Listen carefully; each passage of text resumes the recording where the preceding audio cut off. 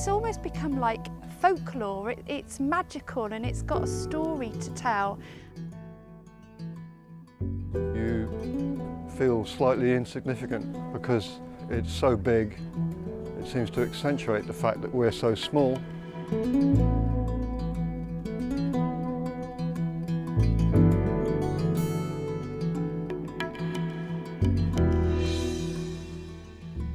Well, it was a vision of Jeremy Rees, the director of Arnolfini, and Martin Oram, who worked for the Forestry Commission in the Forest of Dean. And they had this vision to create sculpture that would help people understand the forest, to interpret it, and to draw people into the forest rather than just sitting on the edge. So Magdalena Jetelova was having an exhibition in London, which came to the Arnolfini in Bristol. And one of her pieces was a large chair dominating a gallery, and then lots of little chairs stacked in the corner, as it were, being oppressed by this large chair. And of course that related to the situation in Czechoslovakia at the time. When we arrived, there was this hill that had just been cut. All the trees had been felled. And if you've ever seen a place where trees have been felled, it's like a battlefield. And she liked the idea of this chair, this structure, striding over the hill and surveying this scene of desolation, actually. Over time, of course, as the trees regrew, it has softened the impact, and there's a gentler aspect to the sculpture now than initially there was in the early days. I've lived around the forest for a long time, since 1986. I always have taken photographs all my life. It's been a hobby, and it's a very photogenic spot. Different seasons, different lighting, it's always beautiful. I think probably my favourite image was a snowy sunset. I was here on my own, nobody else came up here because of the conditions, so I had the place to myself. It was stunning, and that image will always stay with me. It's just a joy to come here. It's, you know, even after all this time, it's really lovely. Both came with our respective parents when we were so big, Yeah. 60 years plus. And of course, since then, we've now got grandchildren, so the thought of a giant's chair was quite high on the list once they could walk this far. When I took young people and children around with the Forestry Commission, I quite often would leave the children and stop the children just over there in the woods beyond place and tell them that there's a giant that lives in the forest, and we're going to go and I think we're okay. We're going to go and see if he's there. And little children, you know, their excitement about seeing this big sculpture was the sense of it being something magical.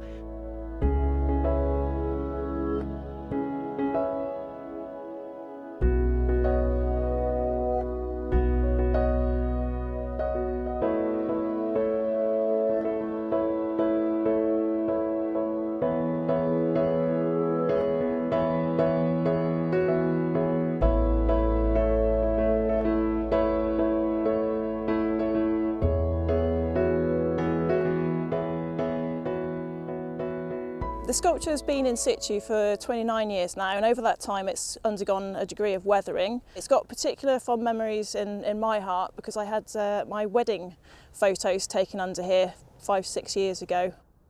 One of the responsibilities of the Forestry Commission is actually to manage and monitor the trail. So we're looking for things like any potential dangers, any trip hazards, but also looking at the actual sculptures themselves. Obviously the woods actually opened up slightly as well. We have a number of fissures that we have some concern about. And the actual joints where the pieces come together, they've moved quite a lot as well. So that's why we have a concern over it at this point in time. Over the last 9 months, it became apparent that place could no longer stay. It had to be decommissioned. The question then arose what to do with it, because it's invested with so much memory by the people who've seen it. We simply couldn't have it taken away. So then the question arose, well, what can we do with it when it's dismantled? And the obvious answer was it has to be turned into another artwork. Anya McCausland became involved. We wanted somebody who was very inventive, very creative, particularly adept at recycling. and who we knew would actually deliver. And this is why Anya was given the commission. It seemed very important at the beginning of this project to ensure that I met the artist Magdalena Jetelova, to understand from her exactly why she made the work in the way that she made it and what her intentions for the work were from the very beginning. So I went to Germany to meet her. It very quickly became clear between us that her original intention was a very important aspect of the work, that she would burn the sculpture in the form of a charcoal clamp because she was very interested in the traditions of the forest.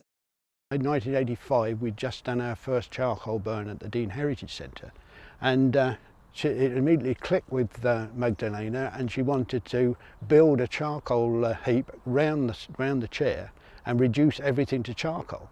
Unfortunately, it wouldn't have worked. It would have been much too big, and it would have taken probably a month and maybe not worked at all. So we decided that not to do it, but now things have changed.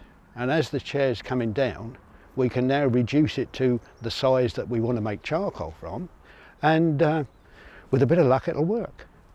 The clamp will be built here, it'll be turfed up, earthed up, we'll light it after 3, maybe 4 days of constant watching.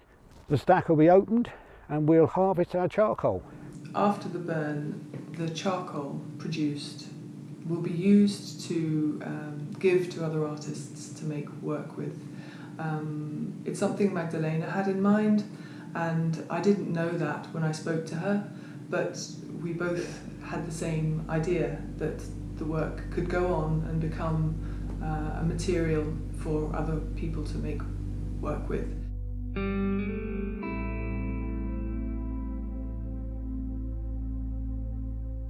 It would be sad to see it go, but it's inevitable. It's continuity. It's wood. It's a natural thing. It'll go.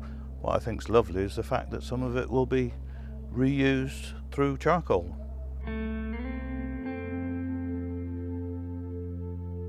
The beauty of place is that it will still remain a place even when the sculpture has gone. But instead of being a place where the sculpture is experienced in reality, it'll become a place where it is experienced in memory. And because it's such a strong image, it will live on